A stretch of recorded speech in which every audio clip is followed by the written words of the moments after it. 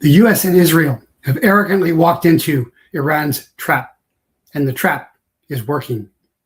400,000 Israeli troops have been mobilized, but no operational control of any of Israel's 5 fronts has been established.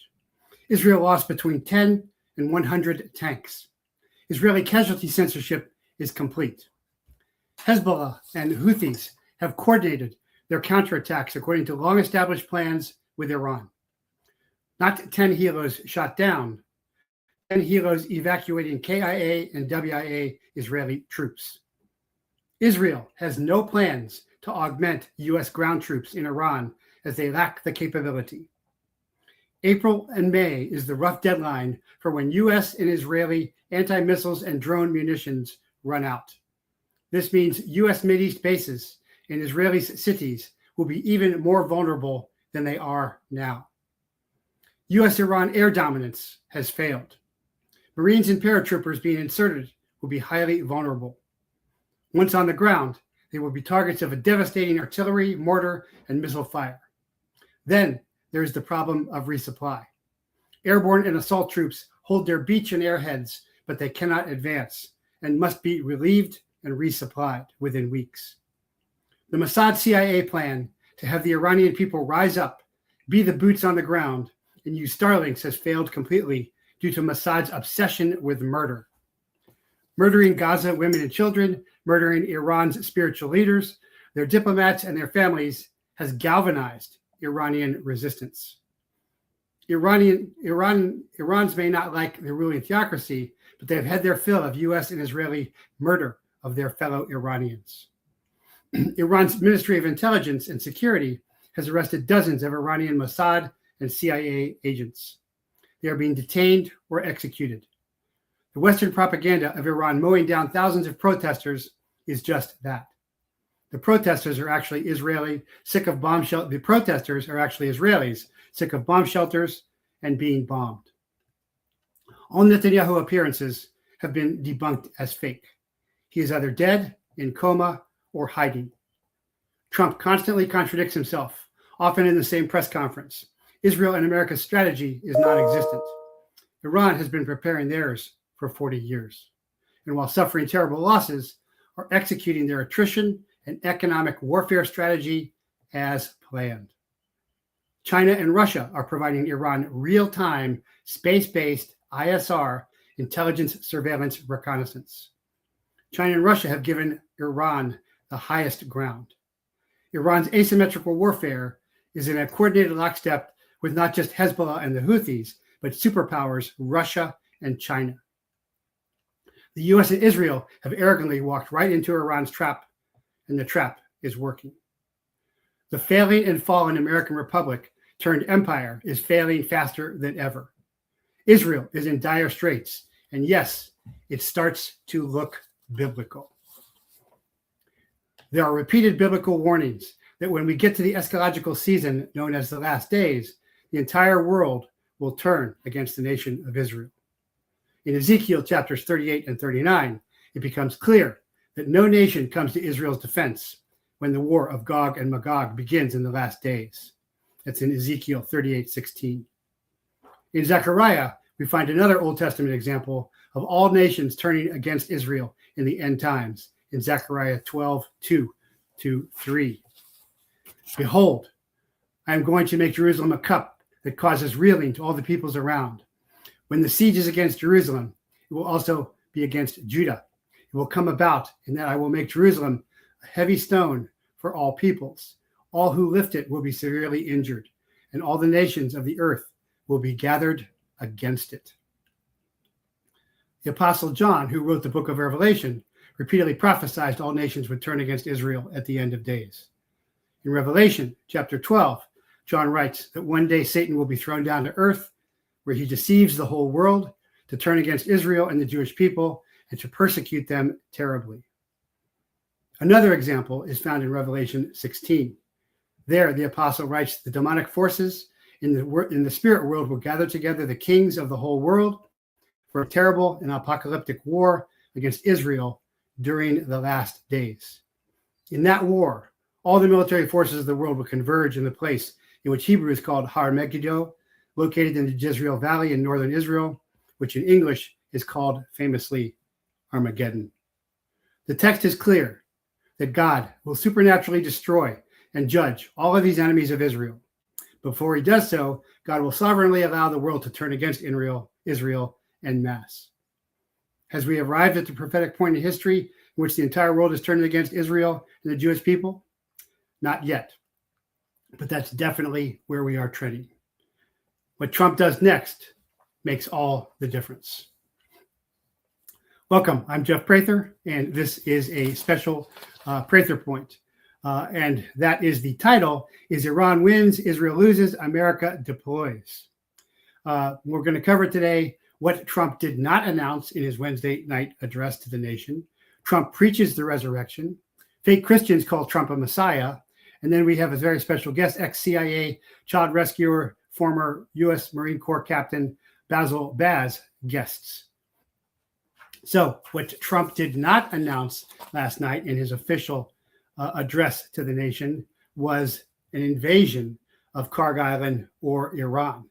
By not addressing that, he may be taking that off the table, which we should hope he does, because as I've said and many other military experts have said, it will not work. But he did not mention that at all. Of course, all the troops are deployed. Actions reveal motives, but he did not say that. He also said that the United States does not need to open the Strait of Hormuz, which means they cannot. Finally, looks like he's figured that out. Military planners have gotten through to him. And he was telling his audience that they needed to open it. So Europe can't open it. NATO doesn't have the power to open it. The only people that really have the power to do it is China. And it's not military, because China's naval capacity is weak. Their aircraft carriers are always catching fire. And now it looks like aircraft carriers are no longer even important anymore. That is what the Strait of Hormuz, the Iranian war, has shown. The age of the aircraft carrier, the projection of nation-state power by naval air power is over. But it is an economic power, because China uses so much energy and can store so much energy. Because Iran is not primarily a military power, but an economic power, because it controls the 25-mile wide, 100-mile long Strait of Hormuz. And it has to be controlled. So Trump is saying that that has to be opened, and we're not going to do it, which seems to also back up, hopefully, that we are not going to deploy our troops. Because I've said repeatedly, this would be a disaster. And simply taking Karg or taking the coastline to still not open the Strait of Hormuz. There's not a military answer to this clearly. So what Trump did not say Wednesday night is much more significant than what he said. He also said that we would be done in a couple of weeks. So that is very good news. Of course, this may be a deception plan as well, but I am hopeful, because I am always faith-filled. So that is very important. And if you took nothing else away from what he said, that's what you should, I think, take away. It's not what he said, it's what he did not say. No mention of ground troops, no mention of invasion. What you would have expected him to do was to announce the invasion was underway. So on this Passion Thursday, that is very good news. And I may have the reason why the change. It may have been a last-minute change from announcing the Iranian invasion of ground troops to the de-escalation, hopefully. So this is breaking. Iran has received 500 Hwasong 18 or 18 ICBM missiles from North Korea. The most consequential weapons transfer in modern history just happened, and the West missed it entirely. Iran has received 500 Hwasong 18 ICBMs from North Korea. Road mobile, they're not fixed, solid fuel, they can launch immediately, maneuvering re-entry vehicles that defeat every defense system in the region. Solid fuel means no pre-launch signature. Iron Dome is now irrelevant. THAAD is overwhelmed. Every calculation has changed overnight. The covert smuggling operation went over land by Chinese and Iran land routes, bypassing U.S. naval blockades. These missiles can not only reach Israel, but Europe and the continental United States. The Hwasong 1.8 guidance is by stellar navigation, not GPS. Put simply, this means that conventional U.S. electronic jamming warfare is made irrelevant. These intercontinental ballistic missiles are maneuverable upon re-entry. 500 Hwasong versus 400 U.S. Minuteman. You do the math. This is a nuclear delivery vehicle. Thus, every Hwasong launch would need to be treated as a potential nuclear launch. To be very clear, the intelligence information analysis that Iran has nuclear delivery vehicles does not mean Iran has a nuclear weapon. My own intelligence information analysis agrees with that. So does DNI Gabbard's. So does my old agency, the DIA, Defense Intelligence Agency. But this may be why Trump did not announce an Iran invasion Wednesday night. And so that is very significant, and that may be the change. So there's a lot happening. Really, the American empire is ending. The republic has fallen. The empire is failing. And this is end of empire. And this is a reshuffling of power via military and economic regions, because the U.S. can no longer control and open the Strait of Hormuz by force. Iran doesn't. Trump inadvertently admitted all of that. And that's not a bad thing. And again, this looks like it is following biblical revelation, where the lady is carried by the wings of eagle off into the wilderness. I believe that's the United States. And we go back to more the way we were. And so I've often been very critical of President Trump lately. And some of the ever-Trumpers are very upset by that. So I want to give credit where credit is due. There was a prayer meeting at the White House. And the prayers are not very Christian. Hegseth saying, wants God to break the teeth of the enemy. Paula White is certainly, in my estimation, not a true Christian, but saying she was praying for satanic abortions, and comparing Trump she was comparing Trump to Yeshua, to Jesus, saying that he was betrayed, arrested, and falsely accused, and that Trump rose like Yeshua, defeated death, and will defeat all his enemies. I think that's quite heresy. Trump is just a man. He is not a Messiah, although there are cultists who think he is. But Trump did preach the gospel, and I want to give him credit where it is due. And he said this: on Good Friday, the Son of God was nailed to the cross, crucified, and died for all of us. It was a day of darkness, but it wasn't the end.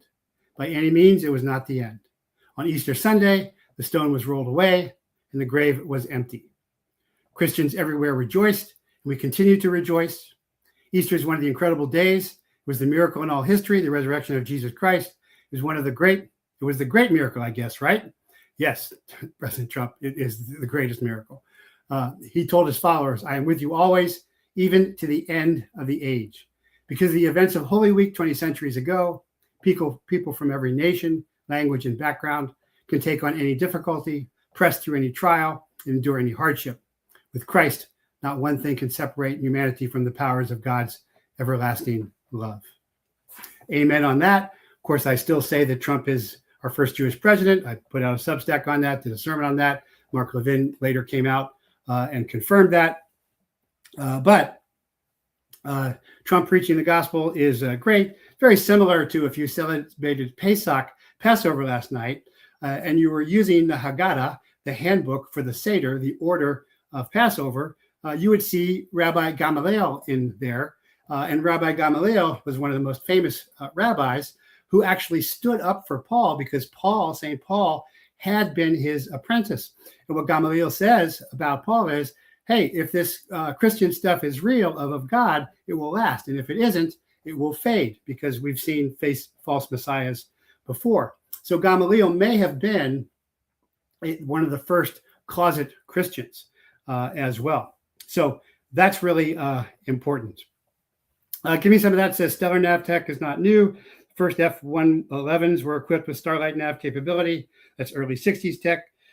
Jeffrey, do you think the assassination on Trump's life was faked? Yes, I think it was set. I think it was set up totally. I think the government was definitely in on it. I've worked extensively with the FBI, Secret Service. Nobody's that incompetent. The way they performed, the way they kept him on the X was purposeful. Of course, posing for the cameras. Again, I think it was the deep state working to blame Iran. The intelligence that Iran was responsible for it, and crooks, this kid was somehow attached to Iran, was really all part of this whole deep state false flag about Iran. Iran's got its sins and crimes, but that isn't one of them. Lockheed had R2-D2 navigation dome behind the recon pilot on an SR-71. Okay, don't know about that. But anyway, lots of important things happening here. See your comments on X. See your comments on Rumble. They ought to send Mark Levin and Steve Bannon as the first boots on the ground. That's very true. Again, yeah, Steve Bannon wanted to work with Epstein after he was convicted of child pedophilia. And, you know, he's not a pleasant person in private, and how you act in private is really the measure of your character. But anyway, those are the big events happening. Want to get to my special guest.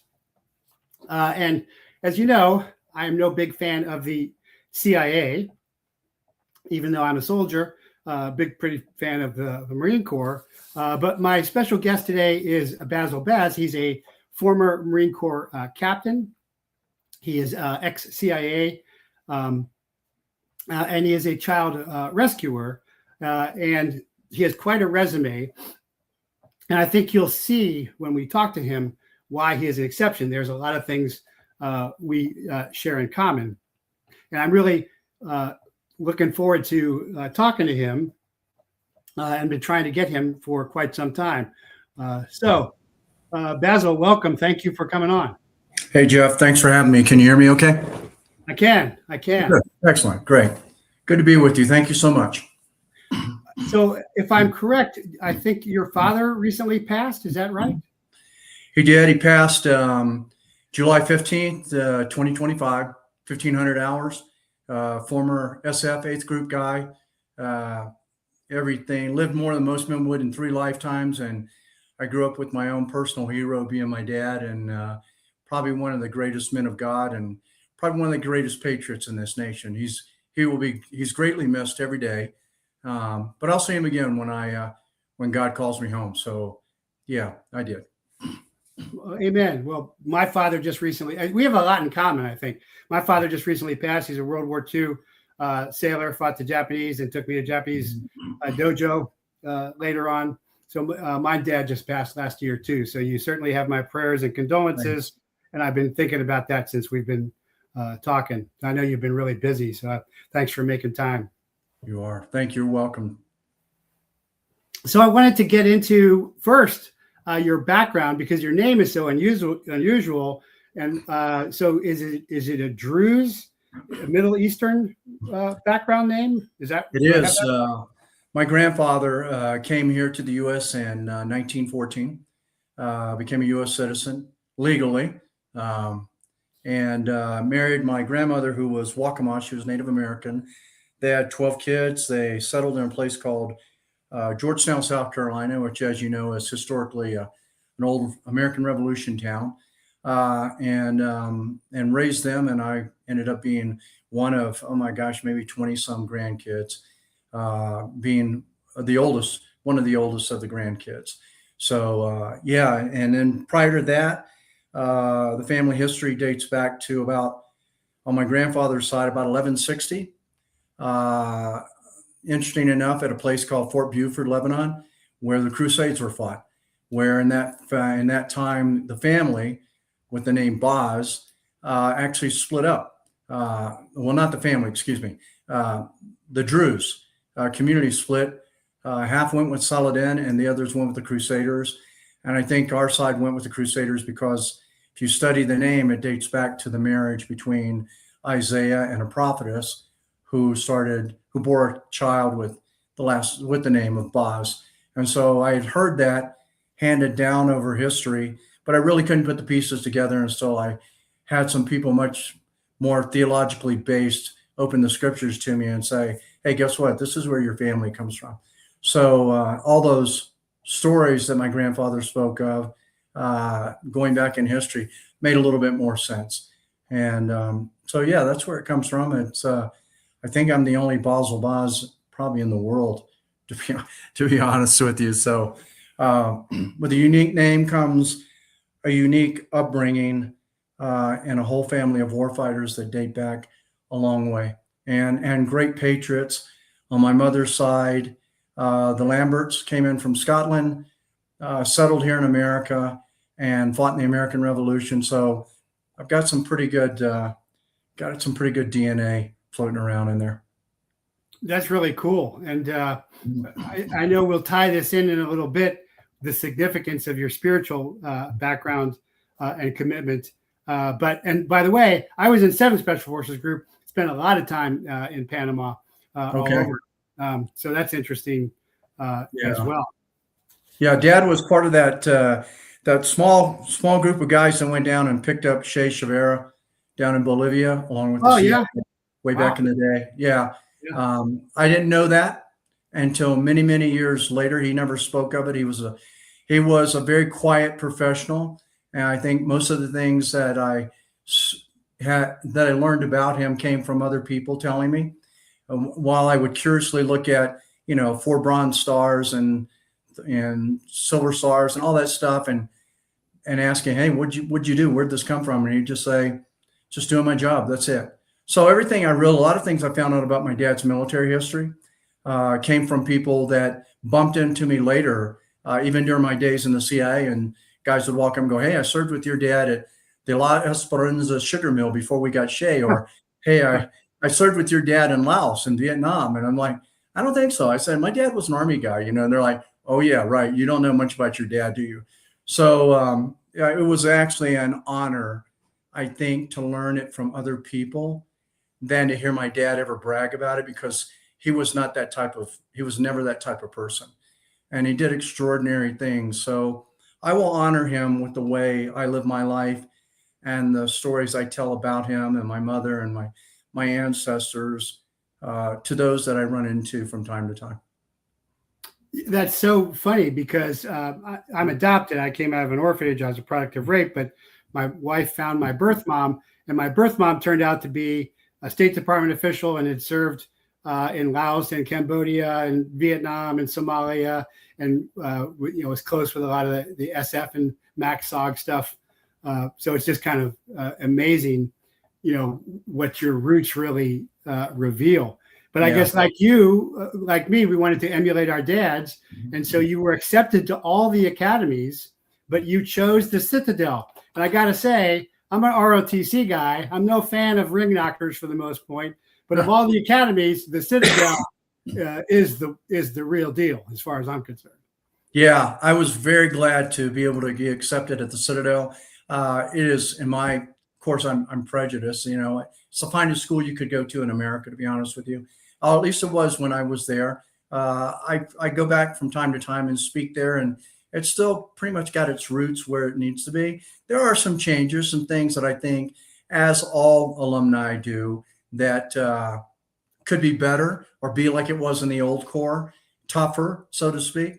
But it is what it is right now, and I think they're producing some good citizens out of the school. And it's not as nearly as DEI'd as Annapolis and West Point, I would say, for sure. Yeah. And, its history is pretty unique too. I mean, and you probably know this, that the first shots of the Civil War were fired by Citadel cadets on the Star of the West trying to resupply Fort Sumter. So a bunch of crazy cadets, I'll tell you, but I love the school and I love what it stands for. And it was it was a pleasure going and graduating from there. Very cool. And so then you chose to go into the Marine Corps, and you went to OCS from there. Yeah. Is that normal? You have to go through OCS? Yeah, you know what's interesting is, excuse me, I was supposed to go to PLC my junior year, but I was on the Citadel soccer team, and we had an opportunity to go over to Holland and train and be around the national Dutch team. And it was just my goal had always been to be a professional soccer player, even though it wasn't growing that fast in America. But that was exactly where my heart was. And so I couldn't pass up that chance. So I went to the ROCT instructors and I said, look, I gotta go do this trip. I have to. How can you arrange this so I can, fulfill my contract? And they said, well, he goes, here's the deal. You can go when you graduate, you're going to go to a thing called Bulldog. And Bulldog's going to be, I can't even remember now, like 9 weeks. But here's the downside. If you fail Bulldog, and it was kind of the sped up version of OCS. If you fail Bulldog, you have to go into the Marine Corps as Lance Corporal, and we'll send you to PI, to Paris Island. So it was like, okay, I can handle that, and I did go, did well, and got out and started my Marine Corps career up until about 1985, and I had a small, I don't want to call it a job, but I was helping head up with a committee of about 4 people, the Marine Corps' first counterterrorism program. We had been hit in Beirut, and as you probably recall, Jeff, we lost 222 or 223 warfighters, Marine Corps and Navy and a few other people. And so that became a new direction for the Marine Corps and something a little bit outside of guerrilla warfare. And so right after that, the CIA came looking, and it was a really, really interesting story. I got a call. I got a little sticky on my desk that said, go down and see Colonel, and I won't even mention his name right now, but I go see Colonel so-and-so at this building. And in the Marine Corps, it's spit and polish. I mean, we keep our grass cut with scissors, basically. I mean, that's just the Marine Corps way. Attention to detail, nothing short. We don't slack. And I went down to this building, and the weeds were all grown up, and the building needed painting. And I thought, I'm probably not at the right place. And I knocked on the door anyway. And a civilian lady opened the door, and she said, Captain Baz, we've been expecting you. And the colonel is in his office. So I go in to this rundown building, and inside, Jeff, it's spit and polished. I mean, it's like something out of a lawyer's office. It's beautiful.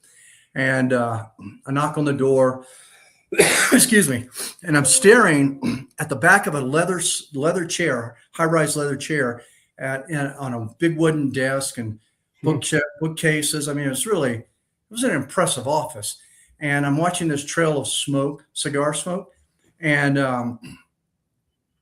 Captain Bob's reporting his order, sir, and he swivels around, and I'm staring at this steel-jawed, blue-eyed Marine of a Marine, and he takes the fire stick out of his mouth and puts it down and says, son, I understand the CIA's been in touch with you. Now, I hadn't told anybody. I had met them 2 weeks earlier at the National War College during a counterterrorism symposium, and they had approached me, and I was just trying to figure out how he knows. And so I didn't really say anything, Jeff. And he says, well, he goes, let me cut to the chase. That's what he said.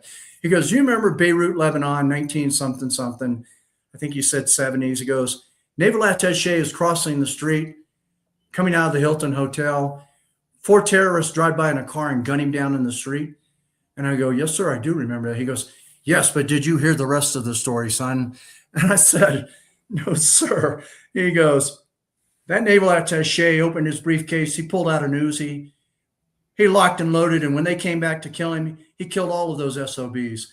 That was his word. And he goes, and then he walked into the Hilton Hotel and said, get me a doctor.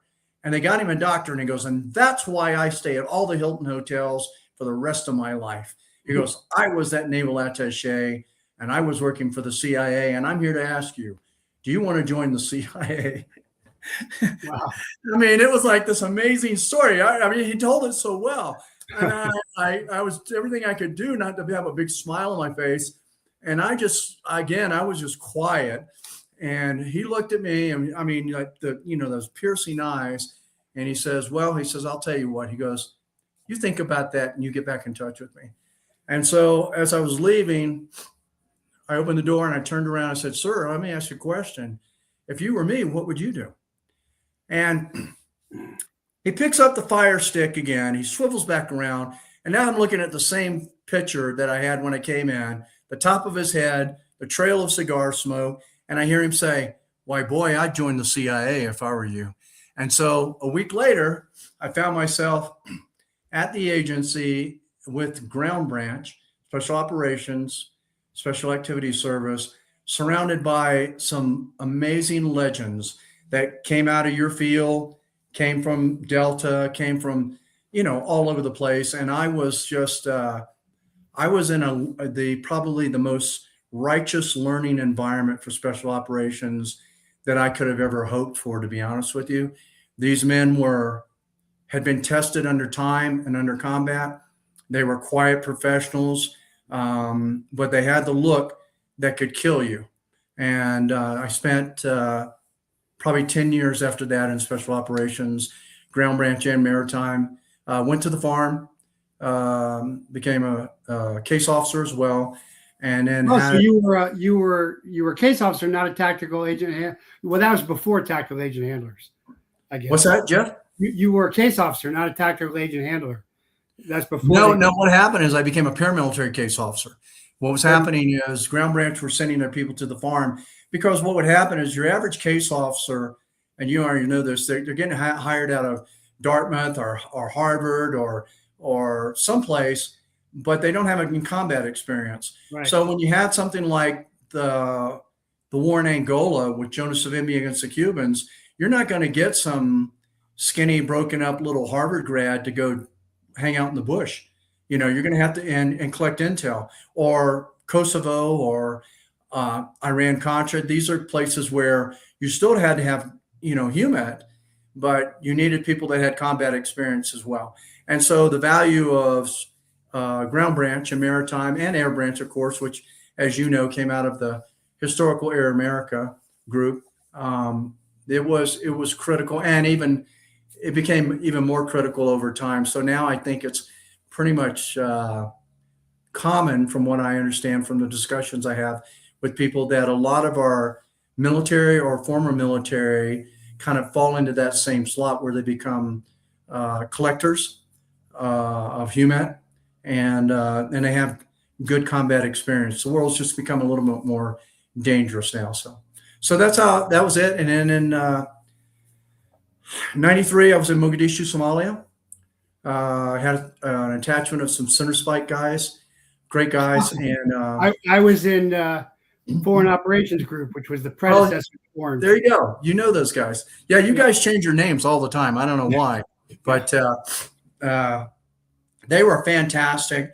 And on a certain day, we collectively decided to rescue a couple of little girls that were not indigenous. They were in blue jeans and sunglasses and green T-shirts, and they had been left behind or abandoned by, from what I recall, their father, who was an Italian engineer or military guy, who had, I think, abandoned them when the war got hot. And anyway, we rescued them, got them to some safety. And then when I got back to the United States, it was the first time in my life I ever really stopped to say, well, what happens to children? Because interesting is, while I was there, I remember on the top of my safe house saying, God, why aren't you doing something about this? All the death and the kids, and mostly the kids. And God was really clear, Jeff. He said, I did. He goes, I created you. And so I got to stop there, because I had this experience too. I had a personal revelation where I heard the voice. I didn't hear it. I saw it. It said, I love you. This is right. Work harder. Have faith. It changed everything for me. I found the chaplaincy. And when I saw this, I knew I believe, correct me if I'm wrong, but this is the event that changed your entire life. It did. Yeah, it was an audible voice. It brought me to my knees. The omnipotence and the power of God is not to be underestimated when He steps up to the plate. And it doesn't matter if it's real to anybody else. It was real to me. And I know the power of the Holy Spirit, and I know how it can shake the world. It is the same power that split the Red Sea for Moses. It is the same power that Jesus used to bring Lazarus back to life. It is the same God. And God, the interesting thing is that, and I know this, God doesn't need people's belief or their disbelief in order to exist. I've yet to see any human being that when God calls them home, they go, no, I've decided I'm not going. No, you go, because He who created the earth and the universe, He created us as well, and He has power. So when people don't believe, they're just foolish. They're just foolish. So for me, it did. It was, I turned around to see if it was somebody else that had said that, and there was nobody else there. And so it So did what was change. the message again you got? I asked God, I said, why aren't you doing something about all this? Like particularly kids in the middle of all this. And God said, I did. I created you. That was it. Wow. And I tell people that same thing. And I don't necessarily God meant me as much as He meant I created all of you. When you're looking for an answer of why I'm not doing something about this, I am doing something about it. I put you there as my hands and feet.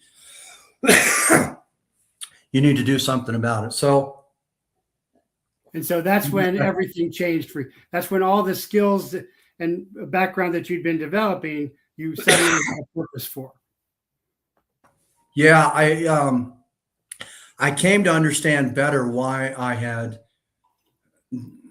learned as much as I'd learned along the journey. There was something bigger than overthrowing small governments. It's not that wasn't fun. I mean, it was all that, the whole world of espionage is crazy fun, particularly if you like living on the edge a little bit. But it did change for me. And I took a look at what was happening in America. And we had about 250,000 kids missing at that time. And when I asked around law enforcement about the situation, most of them responded with, well, they're just runaways, and we had a lot of law enforcement that weren't trained in child sex trafficking. Excuse me.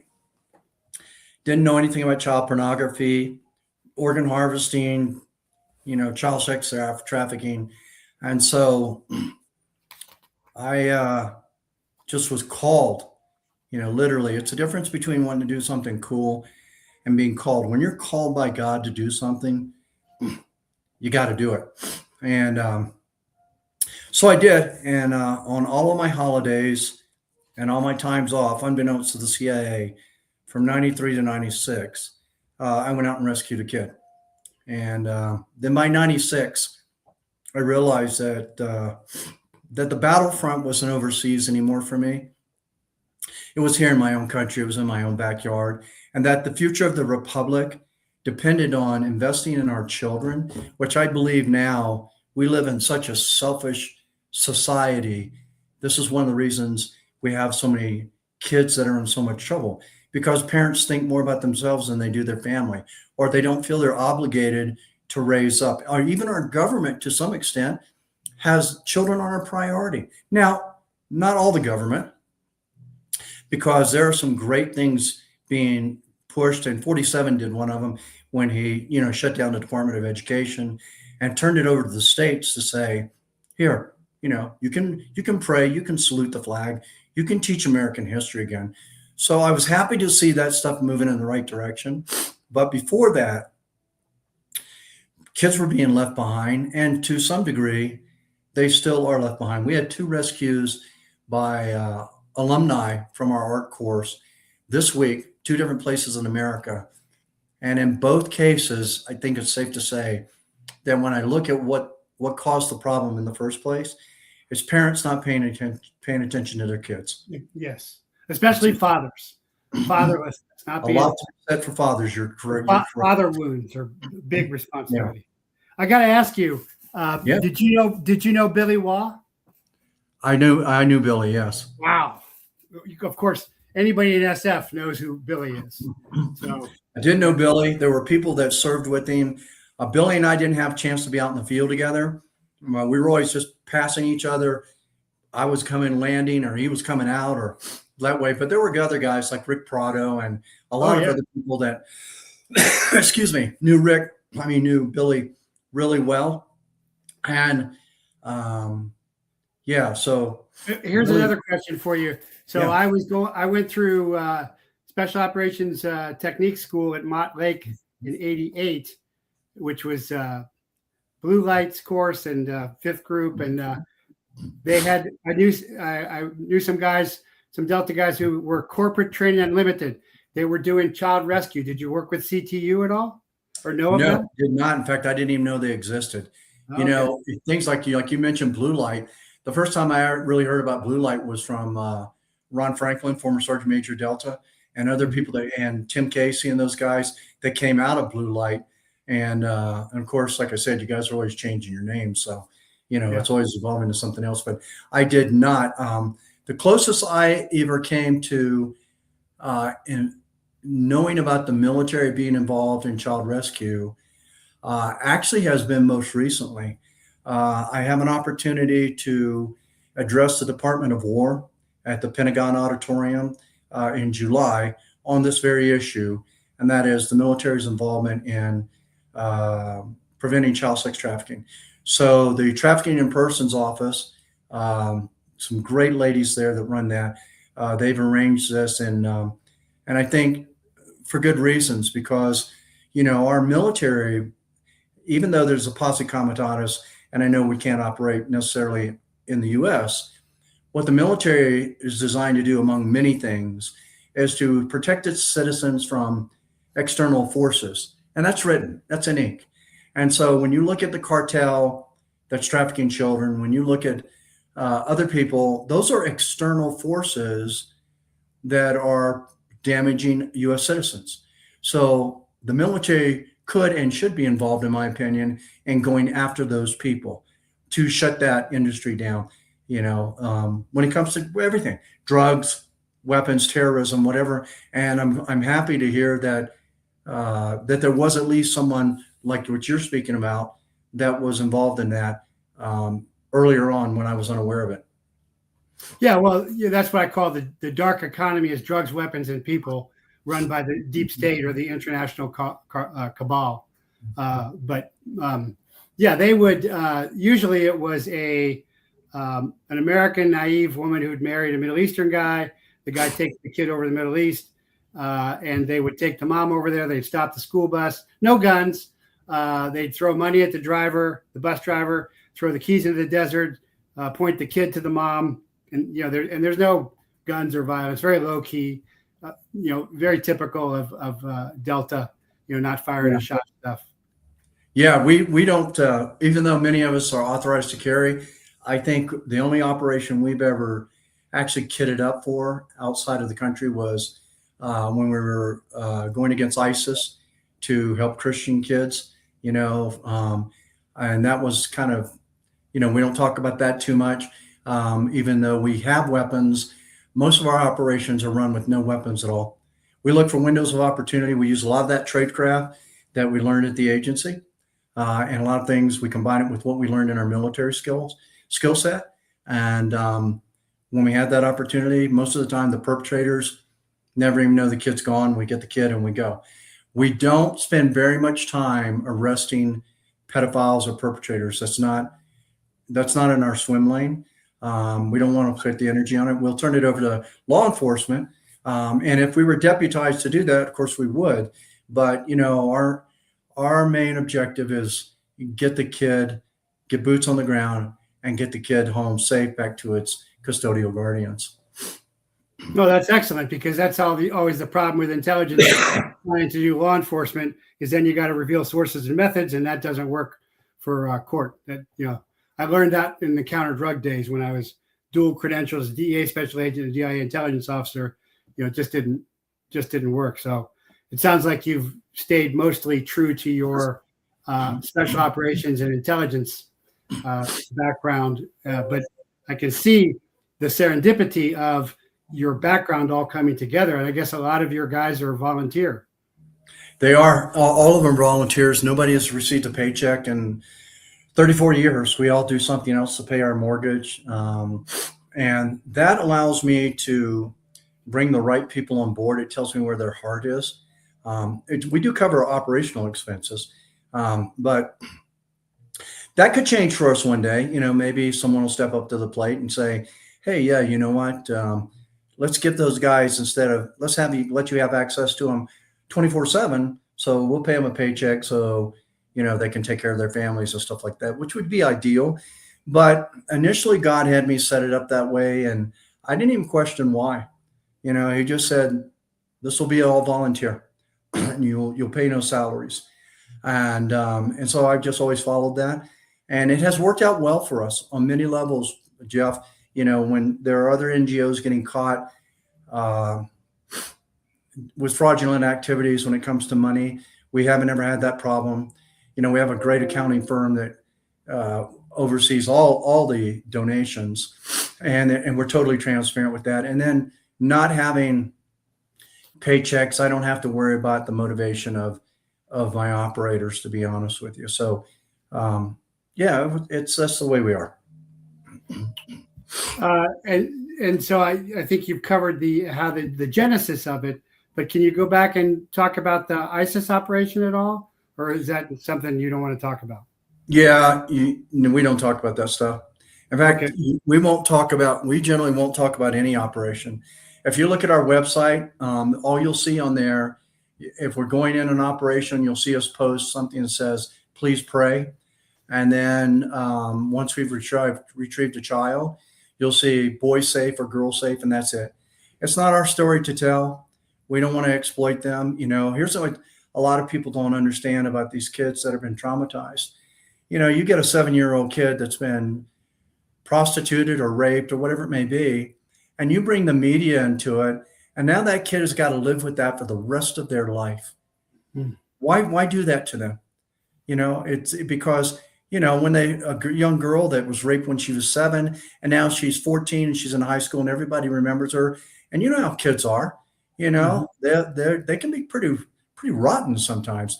So, the things what we try to do is not help them bury it, but what we try to do is respect the incident for what it is.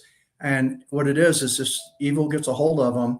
And once they're saved or they're rescued, they need to go back to a normal life and put this stuff behind them with the proper aftercare and trauma recovery care and stuff like that.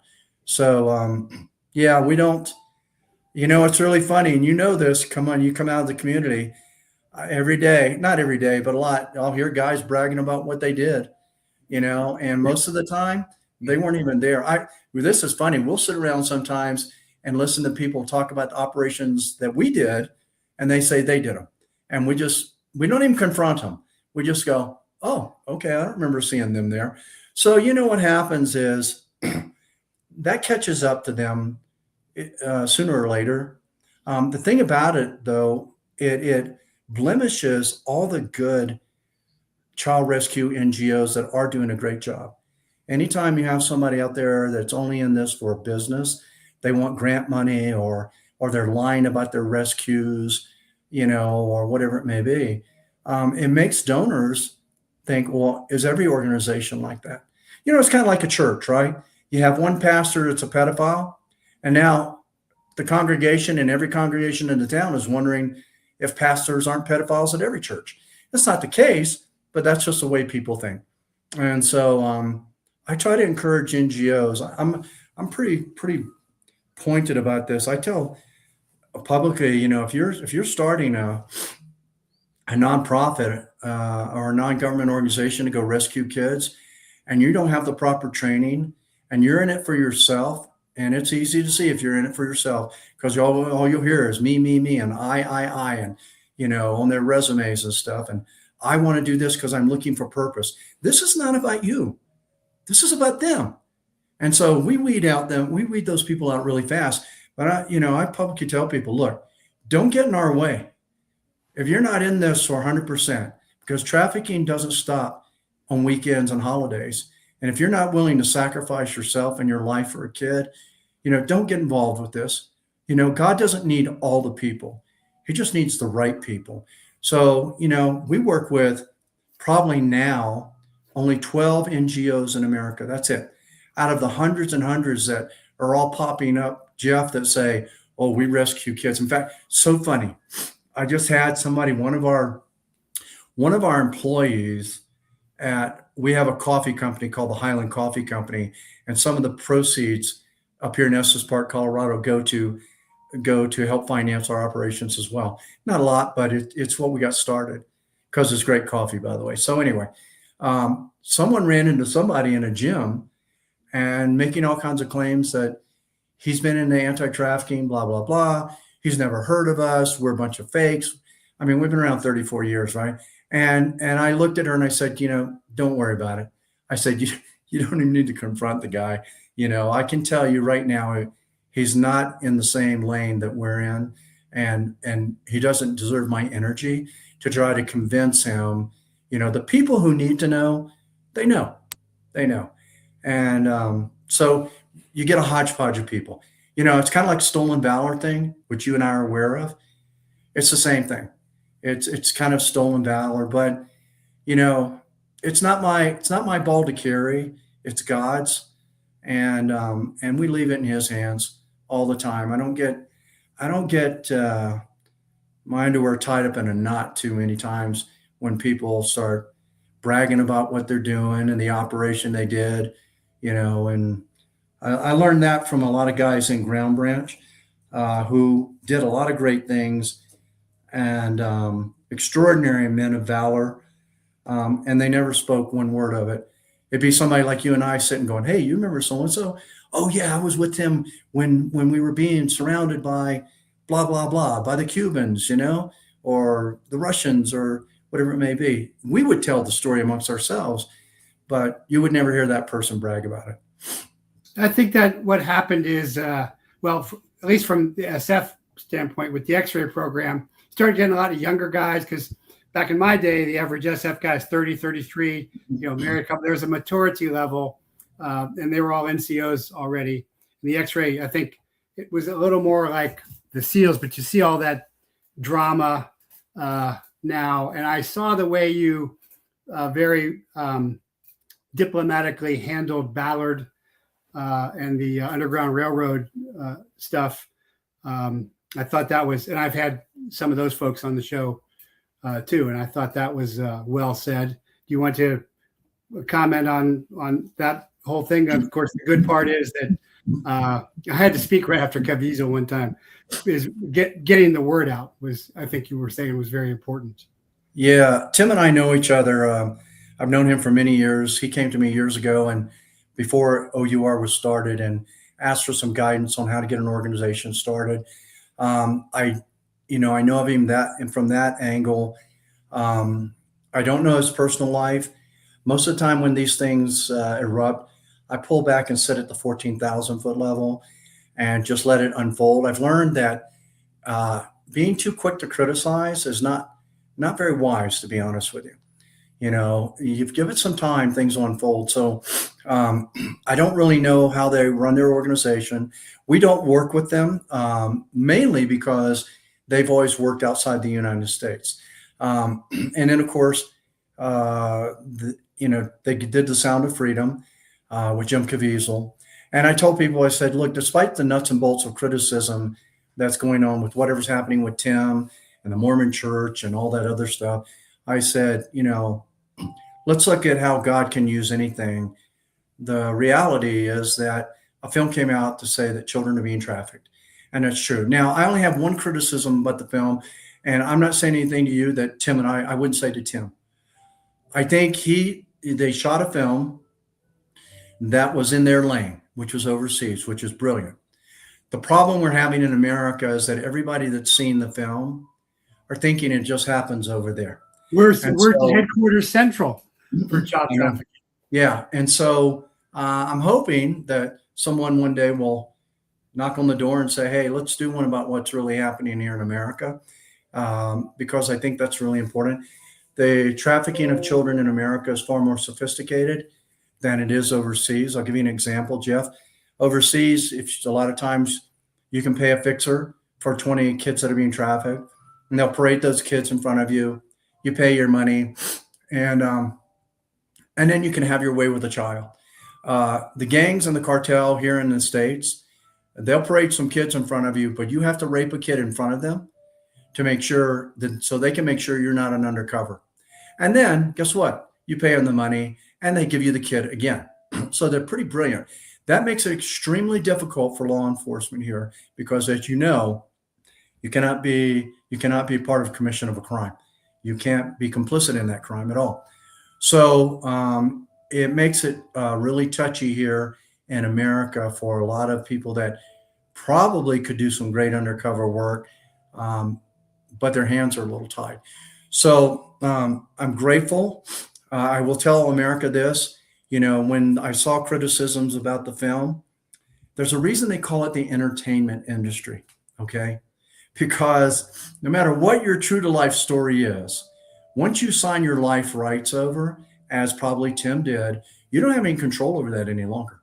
The studio does. And so if the studio wants you to go chase pink monkeys, that's what's going to be in the movie, because some studio head, some creative person that may not have a moral code, whatever, is going to change things around so that they can make something that's entertaining. Because if it's entertaining, then they profit from it. And so, it's probably true that there were things that were probably in the movie that may not have occurred.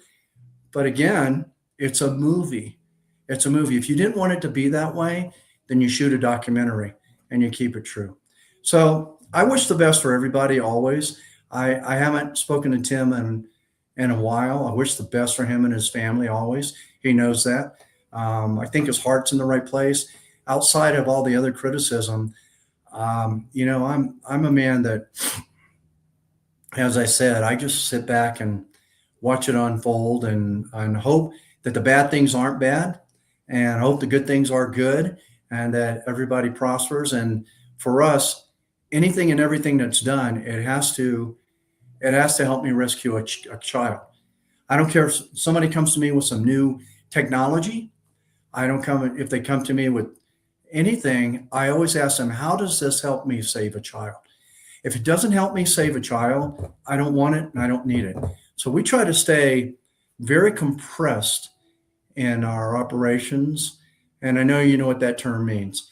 And just not try to do it all because we're not designed to do it all. We just do this one thing.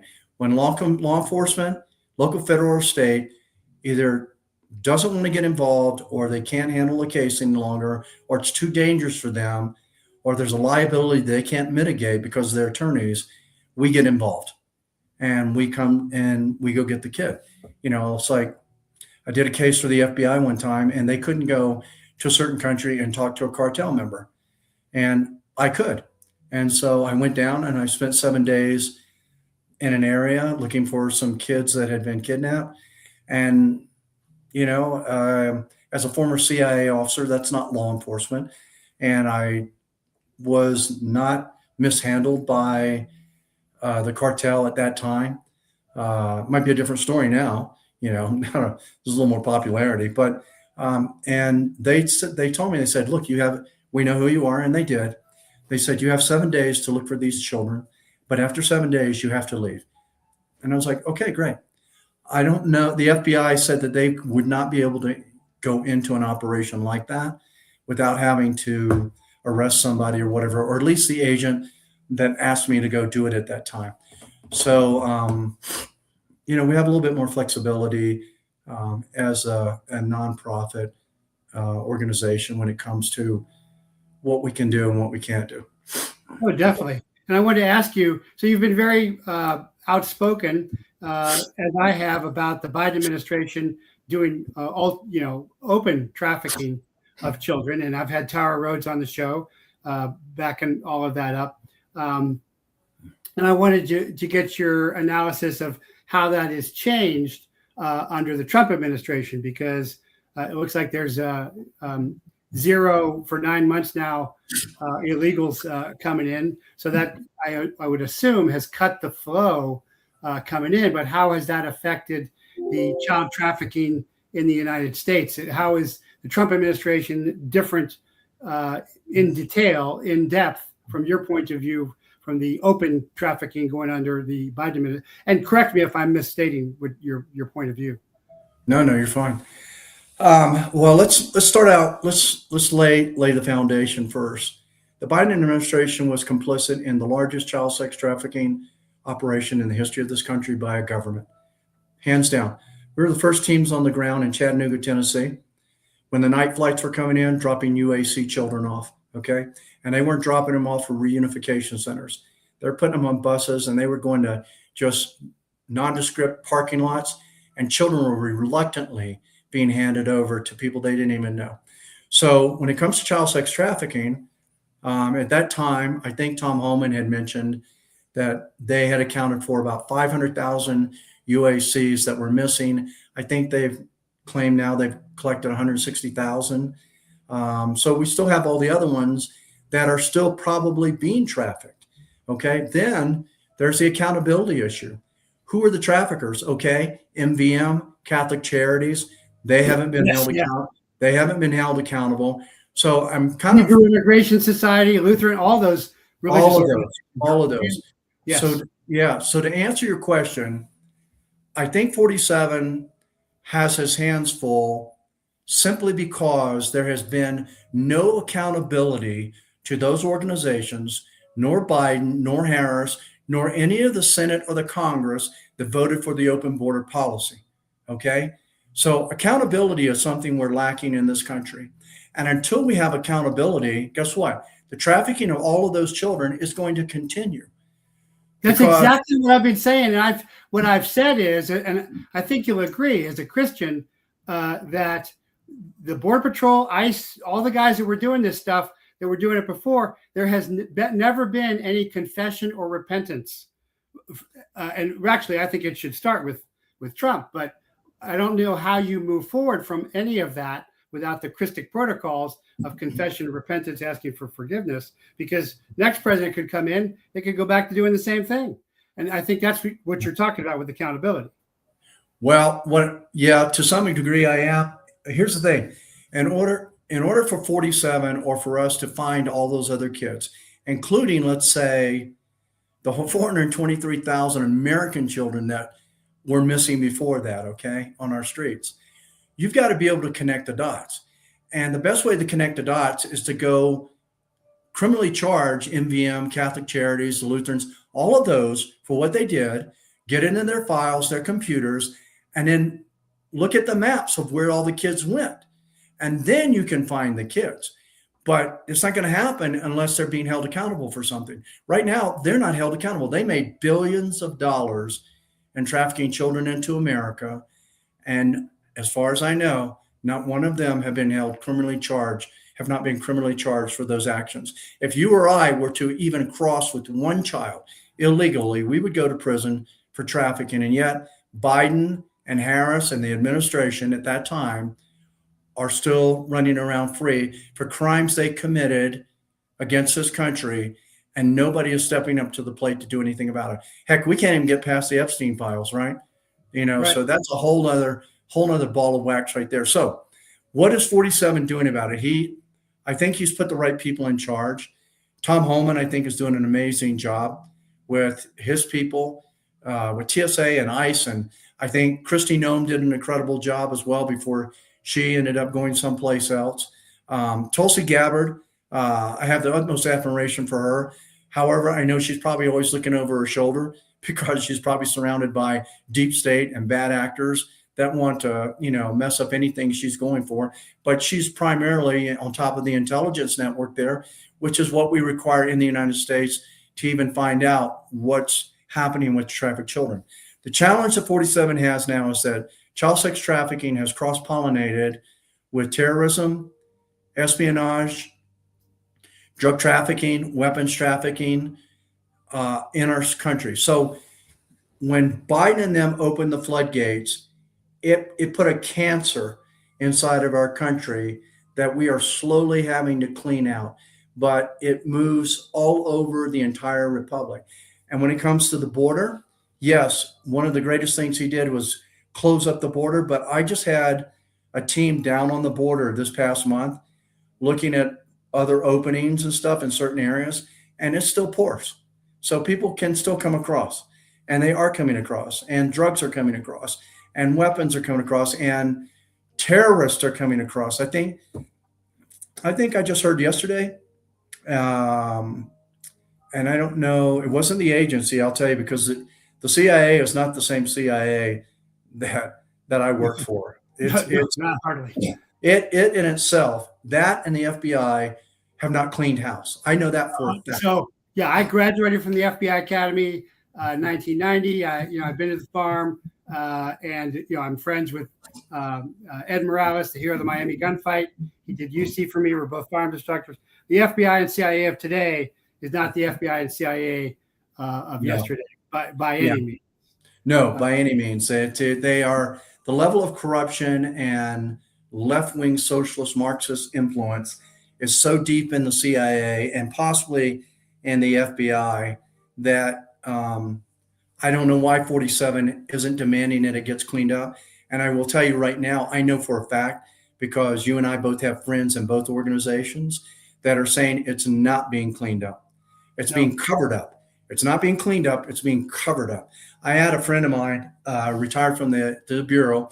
And look, I'm not picking on the Bureau. My aunt and uncle worked for the Bureau. I was an adjunct professor at the Bureau, as well. But my friend, my conversations like 2 months ago, he said, I've retired from the Bureau. He goes, but I don't even want to collect my paycheck, my retirement check. And I said, well, why is that? He goes, because I just realized that I spent the last 28 years working for the largest legal crime syndicate in America. He goes, the things we did that were criminal. He goes, I don't even know where to start without having somebody come kill my family or kill me. And I looked at him, I said, and I won't mention his name. I said, look, don't feel bad. The CIA isn't the same as it used to be. We who have retired from the agency, when Obama and Brennan got a hold of it, I mean, they infiltrated that with their people 7 levels deep. And it hasn't been cleaned up yet, and it's not cleaned up. I mean, you've got John Radcliffe up there, right? Look, 47, if you're listening to this, sir, you might want to take a real hard look at who you've got running who the DCI is. And I don't mind mentioning it at all. There are a number of us like you and myself, and many of our friends who were former intelligence officers that, guess what? They never gave up their assets. And so they still have good human access, when it comes to who the deep state is and who's involved where and who's involved with what. So, the days of those 3-letter organizations being the only ones that could have access to the dirt are long gone. Long gone. Because OSINT is there you go. Yeah, you've got OSINT, and you've got people like ourselves that got out and created better intel resources and organizations, and are running circles around both the FBI and the CIA. Because Candace Owens is running circles around the FBI. Yeah. What I say is the FBI doesn't solve crimes; it manages crime. The CIA doesn't solve terrorism; it manages terrorism. And it's interesting too. And I'm not criticizing the organizations per se, because there's a lot of good people that are there trying to do the right thing. But anytime you have people in power in those organizations on the 7th floor, as we call it, that are compartmenting things, that are leading people astray, that have their own agenda based on the influences of the deep state, that's what you get. You get bad organizations. And like I will tell you right now, I know this for a fact because I was in the discussion that both in the FBI and in the CIA and in NSA, discussions have already been had that they are just going to lay low and wait until 47 finishes out his term. And then they're going to go back into doing what they want to do.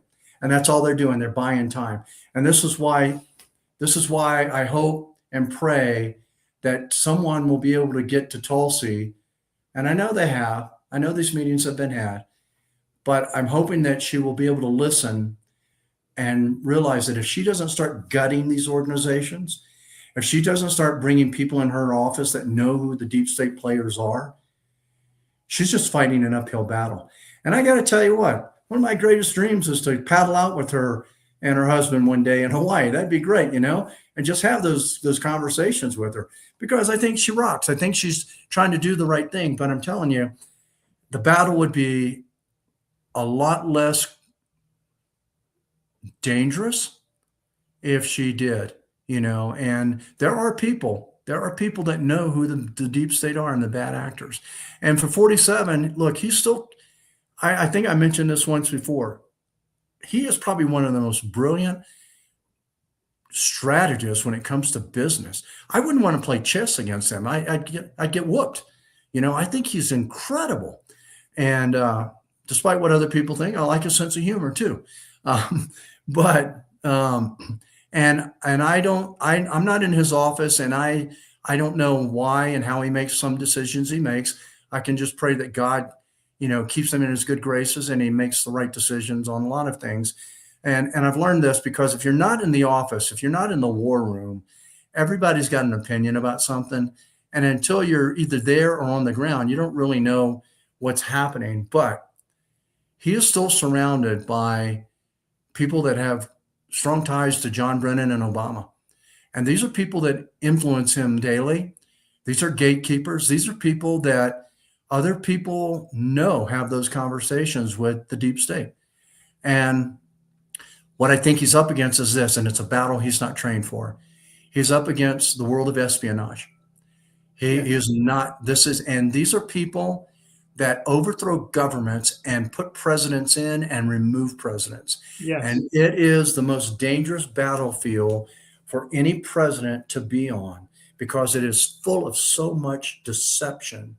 And 47, he is great at probably everything he does, but I'm going to tell you what, and this is with all due respect to the president, he is not trained for this war when it comes to the war of the clandestine service, and guys like Obama and John Brennan and Clapper and Burns and all these people that are still influencing the world, still fighting against the republic, still want this to be a Marxist socialist state, still want us to be part of the one world government, all of this stuff. And so those entities have their agents in place, and we see it unfold when people like Mike Flynn, General Flynn, try to give good advice, which is solid advice that we should trust, and it gets ignored. And so we go, wow, why are they ignoring that? Or do they not believe it? Are they stupid, or whatever it is? And we don't have the answer for that. I think, Jeff, that obviously people have other agendas. And the sad thing about our nation, and it has been historical, is that we get people in power and they think they know what's good for the American people. They think what they believe, they are the keepers of what should be said and what should not be said. So we lack transparency. When Pam Bondi made that statement, and I don't know Pam, and I wouldn't want to be in her shoes. She's got a tough job. But when she made that statement on the Epstein files, it said, look, if we were to release all the names on this file, our government would collapse. That was a scare tactic to the American people, to say, you don't want the government to collapse, so you better be okay with us not releasing these names. Or she was true about that. And it's what? Let it collapse. There's other good people that'll step up to the plate. For every 15 senators that you kick out of there and put in prison because they raped children, there's 15 more good ones that'll step up to the plate. And so we have to start cleaning house. And I know there's a lot going on up there, a lot more than I can even imagine, that the president has to deal with. And we sometimes look at him as the guy making all the decisions without looking at the people around him that are forcing him or helping him make those decisions. And well, his Constellation staff is controlled, I think, by Israel and Mossad. I think FBI, CIA is very much infiltrated. But I did want to go back, because I know you've been You've certainly been at the White House. I haven't been in the White House since 2004 or something. You've been much more recently than I. It seems to me that there's Gabbard and Holman, and then there's Bondi and Patel. It seems like there's a division in there of, patriots and, pundits. Do you see that way, or how do you see it? Yeah, I probably have to just be clear. I don't spend that much time at the White House, Jeff. A lot of people do think I'm up there a lot. I'm around that atmosphere a bit. I am a couple of people removed from 47 through good friends like Mike Flynn and other people that I know that, do have conversations with the president. They're good filtration systems so that I can, cut through all the bad media and know what's really true and what's not true, so to speak. But there's going to always be some division between departments. It's not none of those jobs are easy to handle. And oftentimes people's decisions are constantly going to be questioned. So the strategies that Cash puts in place are not probably going to be the same that maybe Bondi would put in place or wants to put in place, or that Trump would, or that Pete would at the Department of War. They've all got a lane to stay in. And I think what happens is when those lanes kind of cross over a little bit, people get a little upset, and they're trying to work it all out. One thing I do know about Washington, and I can say this because I've experienced it there. Unlike most of the American people, most of the people in Washington are willing to compromise and negotiate and even lie if it serves their purpose. On the Hill, in Congress, and people that I know that are senators, there's very few that do not compromise one way or the other. They're always talking about, up here on the Hill, we have to give and take a little bit if we're going to get legislation to pass. I'm not like that. I've never been like that. I'm a Marine. I don't have to give and take anything. What's right is right and what's wrong is wrong. So, but when you get in Washington and it wears on you for a while, and then people start leveraging things on you or whatever it may be, we see that it hasn't changed. Well, in my lifetime, it hasn't changed in 40 some years since I've been around that kind of political community, which is why I probably would never make a good politician, nor do I care to be one. I'm just a warfighter in the trenches, saving kids for 34 years and a good patriot that loves the Republic. And I believe in the Constitution. I think that what I see, and in some cases, what we know, that people in Washington are owned by other people. They owe people favors, and it's not a position I want to be in. I got asked to run for the governor of Colorado 3 different times by lobby groups out of Washington. And all three times I asked myself, how does this help me save a kid? And many of them said, well, you could get the law changed and you can get this and this and this done. And that's not true. That's not true. And I said, I'm not a politician. They said, we don't need politicians.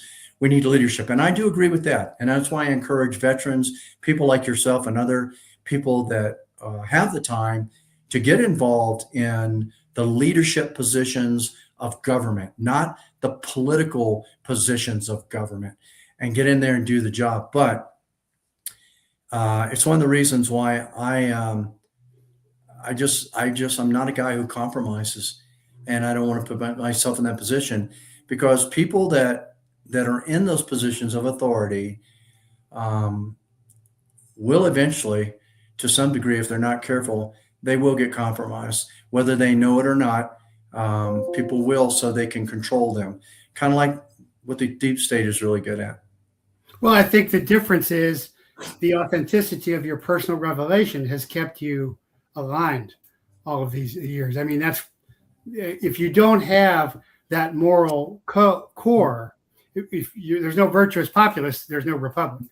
And I think that's the difference. Got a lot of questions about CPS, and I know you've been very outspoken of the corruption of the foster care system in CPS, and I myself, coming out of an orphanage, really was super blessed to end up with a great family and not end up, as so many have.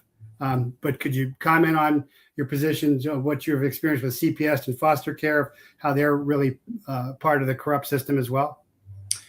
Yeah, it's been my personal experience over the years that parts of CPS, not all of CPS, but mostly individuals in CPS have been involved in um, child sex trafficking and profiting from that.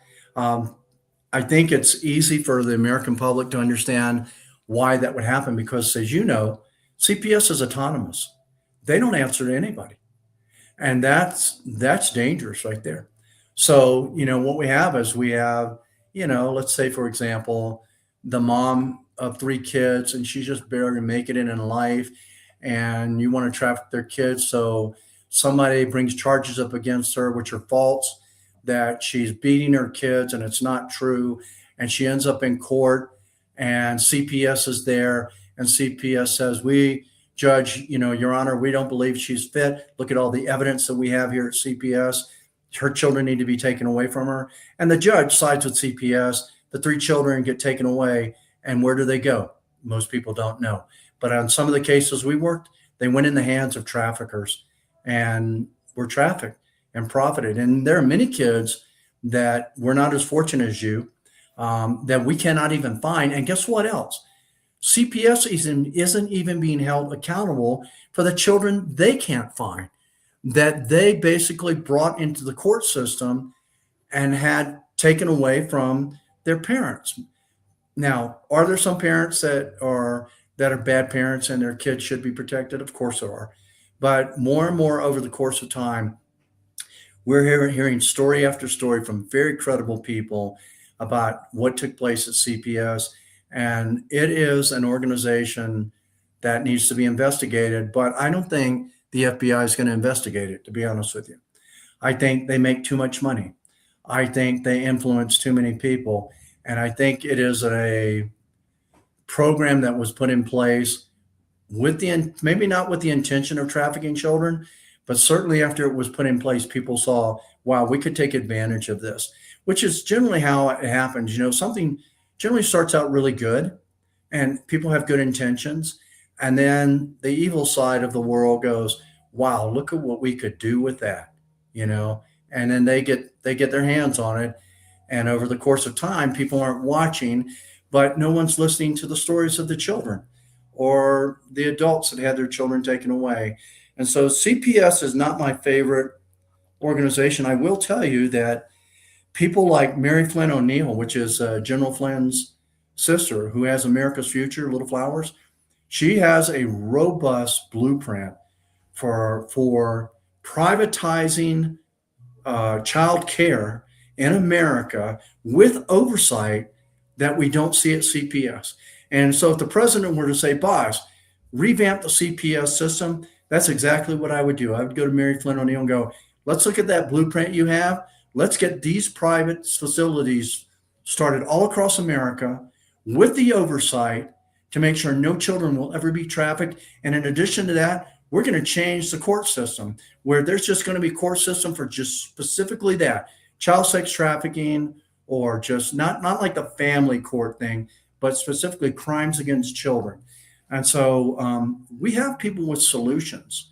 It's just they're getting through and navigating the fault lines past people and gatekeepers that currently profit from CPS. It's challenging. It's really challenging. That's great to hear. I used to hang out with General Flynn all the time. We're friends from the Reawaken tours with Clay Clark. But I'm also fascinated because I have Native background with you. You went to the Lakota reservations and you were seeing how a lot of the ladies were saying how a lot of the men are involved in that. I thought that was very truthful, not politically correct to bring up as well.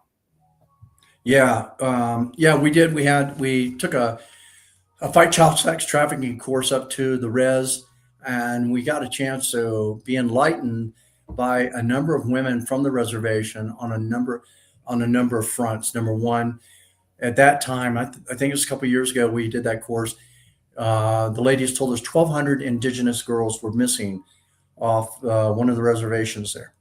And it was like, what does missing mean? And they informed us that MS-13 was working on the res, and that they were in business deals with some of the men on the res, and that people were looking the other way. And it would make sense because indigenous women, they can look Asian, they can look Indonesian, they can look Native American, some can even look Asian, Chinese or whatever it may be. So, there's a market for them there. And if you look at the fact that, and I've got a lot of Native friends, and my grandmother's Waccamaw. So I think I can speak boldly to this, especially after having conversations with my friends like John Proudstar off the Yaqui Res, and other people around the country, in different tribes. It is shameful what our nation did to the Native Americans in history, and we can't fix that right now. The treaties that were broken. But with that said, it is also shameful within our tribal communities of what we are doing to our own children with alcohols and drugs, and not honoring our ancestors by the way we live our lives, and taking care of them, and not letting our children be raped, and not letting them be taken off the res. Where are the men on the res? And according to most of the women, when I asked that question, they said, most of our men are alcoholics or drug addicts. That's it. And they're lazy. And so when the women on many of the reservations want to stand up, they're quickly oppressed by the tribal council or the men that are running the res. And not every reservation is a great reservation. I get that. But if I want to encourage our Native Americans to not live as victims any longer, and have enough pride in their tribes and their community to say that none of our children will be harmed on our watch, to make our Native Americans, our children of the Native tribes, as special as they should be. Because we hear this a lot. We hear from our Native brothers and sisters, about how special we are as a people. We were the first here in this country. And so if you honestly believe that, and if you believe that you are the gift God put here in this nation to be the first footprint on the land, then you need to act that way. And you need to take some pride, and you need to start saving your own children and showing the rest of the world here that we're not going to let what's happening in every big city among white people or Black people or Asian people in America. We're not going to let that happen with indigenous tribal people. We're not going to let that happen. So we left there feeling pretty good about having that conversation. But to be very honest with you, as I monitor the res and many different reservations, it hasn't changed much, to be honest with you. It just hasn't shifted. Yeah, Russell Beans, was working with a tribe and said, just get off the BIA dole, forget it, because the government's never going to let you get ahead. As long as you are dependent upon the government, you're never going to make it. We don't need them originally. We could do it, and they were afraid to do it. And I think that's your success, my success. We cut our teeth and learned our stuff with the G, but then we left the G because we see the limitations of it. I think is really crucial. I think we love our country, but what we despise so much is bureaucracy, and that's the tail end of good government, to be honest with you. And that's where most of the corruption takes place. We love the republic. We believe that the government that our founding fathers established was good and is good to a certain degree when it functions properly, but it's not functioning properly. And that in itself is another battle that people like the president and Congress and other people have to fight. And, having coffee and private conversations with different senators who I do trust and are doing a good job, they shake their head and they go, man, if I'd have known what I was going to be in for before I got up here, and the only reason I'm staying in office is because the people of my state believe in me and they're depending on me. And that's why I'm here. If I weren't in this position right now, I'd be back home retired. because it's just not worth it. Because we have so many, and I won't even use the term that they use, but basically so much evil up here and so many people not to be trusted that, you lose sight of a good nation if you don't really believe in the Constitution and if you don't uphold it and keep your faith in God. And that's really it. Mostly keeping their faith in God, because the nation is run by God. I believe this nation was influenced and founded by God. I'm grateful for that. And I believe when we stray away from God, our nation suffers. But at the end of the day, whether it's this nation or another nation, God owns the entire universe, and He's who we answer to. And we should be grateful every day that we have a constitution and that we have an America and the freedom of what we have, our Second Amendment rights and our freedom of speech. And we should be smart enough to study history and look around us and see what's happening in other places that will take that freedom away from you. When we watch the Muslim invasion, and people, before I start this, because people are going to go, oh my gosh, you can't talk about Muslims. Yeah, I can. My granddad was a Muslim who converted to Christianity when he came here to America. So I can talk about Muslims. And my grandfather said, Islam is the socialism of religion. It is no different than Marxism. That's what my grandfather, a former Muslim, told me. And so when we saw the Muslim invasion of Europe, look at all the problems they had. And then we saw it in our border here, all the Muslims that came across here. Muslims do not want to assimilate into any country. They want to conquer, and they talk about it all the time. Now, here's where we miss the boat. We don't believe them. I'm going to tell you something, and you know this, Jeff. I've fought in the Middle East before. I've been around a lot of Muslims. When they say they're going to do something, they do it. They absolutely will do it, and they believe it with all their heart. So are we looking at another crusade in the modern days here on our own soil? We could. Is President Trump doing something about it? It's a good question. I don't know. I'm sure he's making those calls. Texas is doing something about it. We know that. But I don't think they were doing anything about it until Governor Abbott was forced to do something about it because the people spoke up in the state of Texas. So here we have a battle on our forefront that we've got to pay attention to as well when it comes to that, on top of the drugs and the terrorists and the illegal immigration. I think we still have 11 million illegal immigrants here that we haven't found. So, and I know it's interesting. I know, and we all know now, that part of that plan was for the Democrats to be able to get illegal voting so the socialist Marxist system could stay in place here. That's reality, and then anybody that questions that are generally the same people that are questioning the fact that when we came up and said the COVID vaccine is going to kill you and this is what it does, and they're like, oh, that's conspiracy. And guess what? It's not such a conspiracy anymore, is it? And people have died from it, and now people are going, no more mRNA, no more COVID vaccines. It's killing people. People like Pete Chambers, Doc Chambers, you might know Pete. I do. Pete was a great whistleblower for that. He just ran for governor there in Texas. Didn't work out, but maybe next time it will. But so when people try to challenge us and go, oh, you're just a bunch of conspiracy theorists.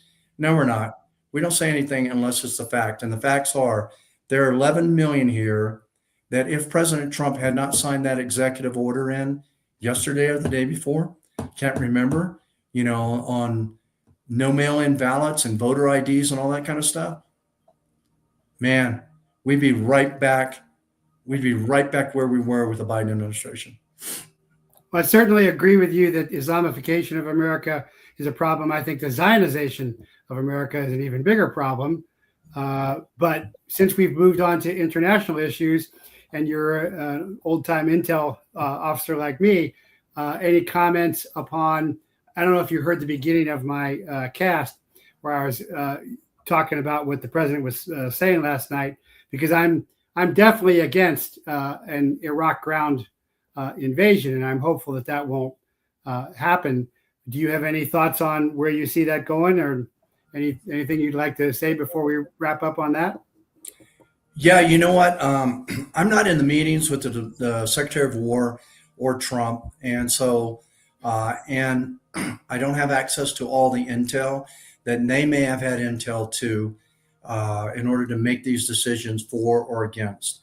I'm certainly not a big warmonger, but there is a time where all of a sudden your promises get shifted a little bit because now you have an active threat or something like that. Um, if I were to speculate, and this is just speculation, I do know that the president loves the country, and his thinking could very well be in line with this. I've got to get rid of all the evil I can against America by the end of my term. That includes Venezuela. That includes Iran. That may include somebody else and somebody else and somebody else. Because when I leave here, no other president is going to tackle this. We've seen that in the past. This issue with Iran, of course, should have been taken care of a long time ago, but it hasn't. Now, I go all the way back dealing with Iran back to my CIA days. And I will tell everybody this, they have always been a threat. They have always sponsored terrorism. And so the question I have is, when was enough enough? So if I'm thinking based on my experience of when is enough enough, and I look at protecting our country from a national security standpoint, it doesn't surprise me that 47 or the Department of War made this call. They may have made this call because things were escalating that we didn't see. For example, let's ask the questions. Why did Obama and why did Hillary Clinton aid Iran in the development of that? That's treasonous. That's treason. Nobody's ever accounted for what was the boat, what was the plane load? Was it $500 million? That $500 million, yeah, cash. 500 million. Has Obama been held accountable for that? No, not yet. So if I look at all the people like Clinton and Obama and the deep staters that have always been trying to crush what Trump is wanting to do for the American people or for the nation, I would have to, if I were to put them side by side, I'd have to say I'm okay with what everything Trump is doing right now versus I'm not okay with what everybody was trying to do to destroy our country. So now, does that make me feel that this will escalate or won't escalate? I don't know. I don't have the answer for that. I'm not on the drawing board with a lot of the military commanders, but I will say this: we do have enough military commanders in the Department of the War that if they did not think that this was the right thing to do, they would have been advising the president differently and advising Pete differently. So it makes me think that we're at a point where enough is enough. Now, did Israel influence some things? I don't know. Is Israel as a nation and as a government one of my favorite players? Not always. Do I like the Israel that the Bible speaks of? I love it. You know, God's chosen people. I love that. But politically and their bureaucracy, do I agree with what they've done? And do I know for a fact that Mossad has done some pretty nasty things? I absolutely do. You know, I do that from my intelligence committee. Is Israel still considered by the CIA as a hostile intelligence force? They were at one time, and they should be. Okay, even though they're friendly, doesn't mean that their intelligence apparatus doesn't work against the United States. Oh, it definitely does. Definitely does. What's that, Jeff? It definitely does. Well, it can work. I've seen it work for and against, you know, and those relationships. So I only put our trust, and I don't even put our trust in the CIA now, but I used to put our trust in the CIA, everything that's on our soil. So a lot of deals can be made with long-term strategies. But this I will say, I have friends in Tehran, if I'm talking from a humanitarian standpoint, and those people have lived under a regime that is just horrible.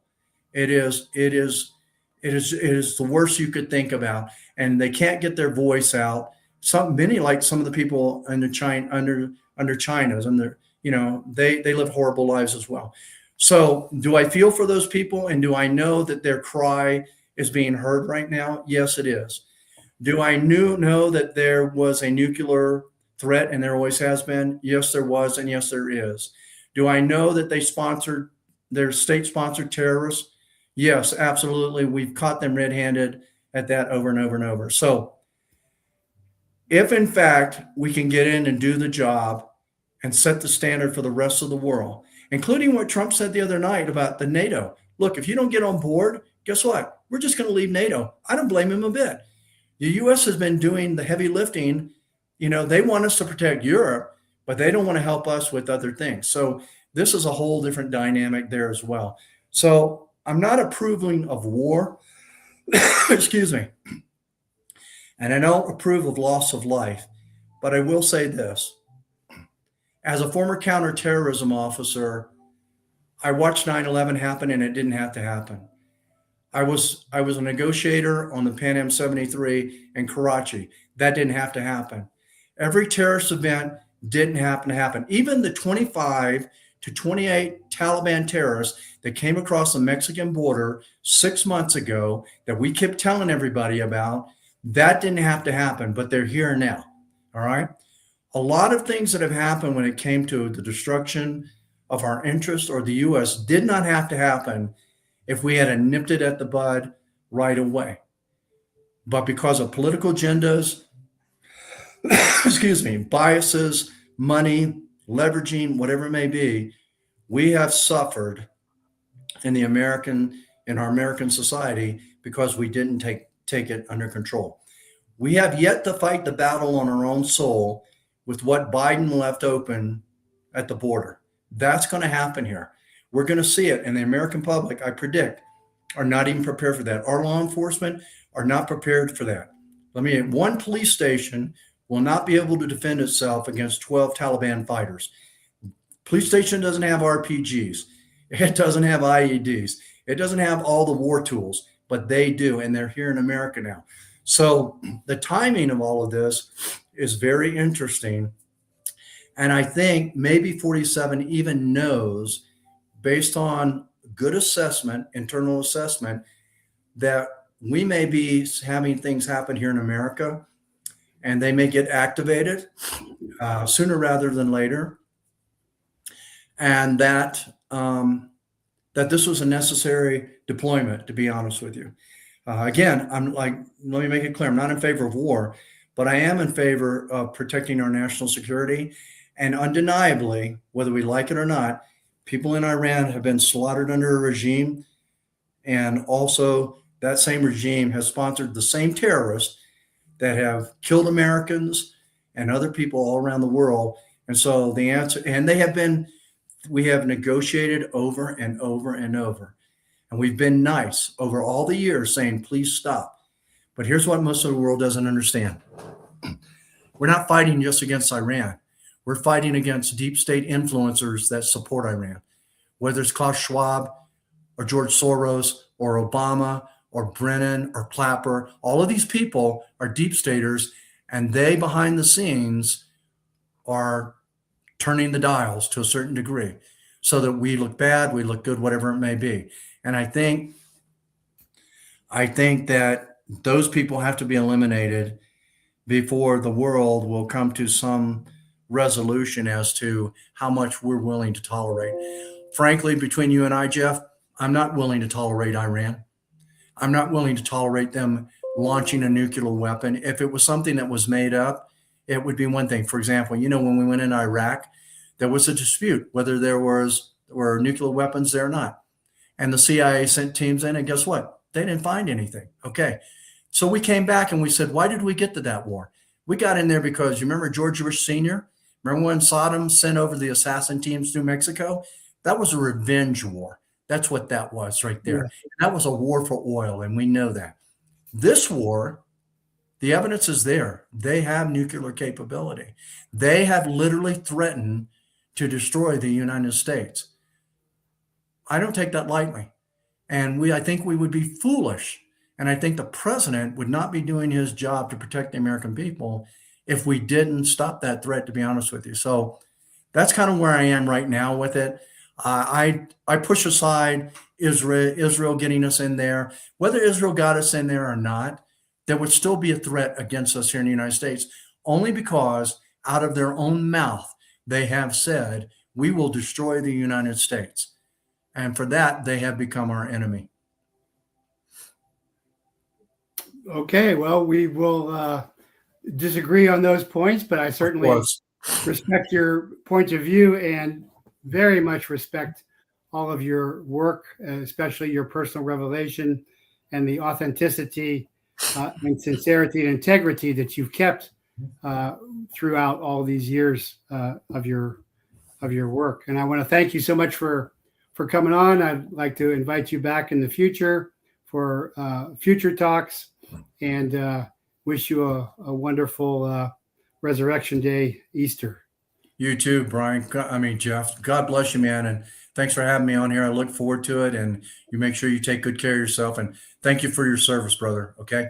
Right back at you, brother. Thank you so much. God bless. Out here. Out here. Okay. Well, that was a fabulous interview, I think, with BAZZLE Baz. Very intelligent, very accomplished military officer, intelligence officer, child rescuer. We disagree on some things, but that's okay. I'll give you some of that. Says great guest. And I think the issue is, does the military intervention solve the problem? And the answer is no, because it's an economic problem. And this is showing the limits of American empire power. But breaking story here, while I was on, I'm getting multiple reports that President Trump has actually fired Pam Bondi. And I think it's Blanche in charge now. I don't think that's much of a difference. I think she should have been fired a long time ago. But if that is the case, that's what I'm being told while I'm live on the air, that President Trump has fired Pam Bondi. But I don't think there's any real change. I don't see any indictments coming. But I also want to mention another email. I get many, but again, the ones from my peers or near peers are special. And this is from a near peer. Good podcast. You pointed out Iran sponsors terrorists, but you didn't mention in the same sentence that Israel is the definition of a terrorist nation. There are indicators that every player involved supports different terrorist groups at different times. So the Gulf War is a pissing contest between terrorist organizations, just that Israel is the worst terrorist group. So I will make it clear then, yeah, Israel has done a lot of state-sponsored terrorism, maybe the most terrorist nation in the world. That doesn't mean that Iran's good guys either. So making that clear. Oh, Nazadal says, not Blanche, Lee Zeldin, interim DOJ. I don't know Lee Zeldin. I know Blanche. I can't remember what he did, but it was something that he didn't do much of. Then wrapping up, watch out for the new White House app. The White House app wants your precise GPS location, your biometric fingerprint access. I would not download that app. It's getting full network access, runs at startups, prevents your phone from going to sleep. So I would not go ahead and get that app. And then finally, wrapping up, probably most importantly, today is Holy Thursday, the day the Passion of the Christ begins.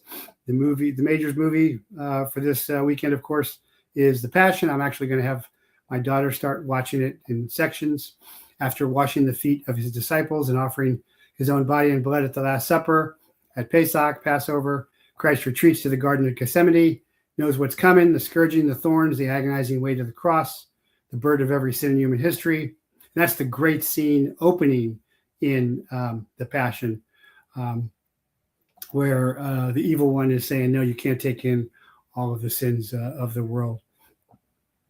And this is where Yeshua actually sweats blood. That is actually a physical phenomena that happens.